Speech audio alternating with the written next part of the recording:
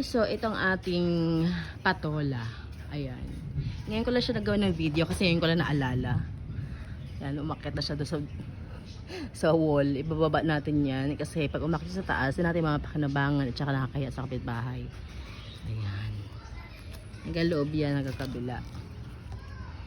Parang taba. Anong kalabasa natin? Hindi na namumulaklakan doon. Sobrang taba. Ito, abangan natin to. Yan. Pasok tayo sa loob. Kasi may tanglad rin. Ayan, tanglad. Ayan. Ayan ang kabilang ibayo ng patola. Kasagatan na tayo ng upo. Ito pa.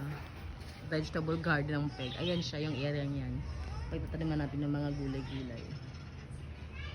Alright. Excited sa kanyang bunga.